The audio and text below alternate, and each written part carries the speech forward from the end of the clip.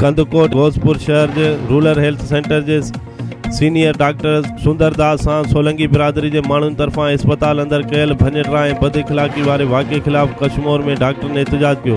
उन मौके ते अस्पताल के MS doctor Syed Ejaz Shah, doctor Zulfiqar Sheikh ऐं ॿियनि डॉक्टरनि मीडिया सां ॻाल्हाईंदे चयो त सोलंकी बिरादरी के माण्हुनि ॼाण सोलंकी के मुर्दा हालत में अस्पताल आंदो वियो ऐं ड्यूटी ते मौजूद डॉक्टर सुंदरदास मथां गफ़लत जो बेबुनियाद इल्ज़ाम हणी सांस बद इख़लाक़ी कई ऐं अस्पताल अंदर भञिटरा करे सरकारी मिल्कियत के नुक़सान पहुचायो। हिननि चयो त बद इख़लाक़ी कंदड़नि खिलाफ़ असांजो एहतजाज जारी रहंदो जेसीं ताईं वाक़े में मुलविस जवाबदारनि खे गिरफ़्तार करे कानून के कटहरे में न आंदो वेंदो। हिननि DC कशमोर खां वाक़े जो नोटिस वठी कार्रवाई जो मुतालबो कयो।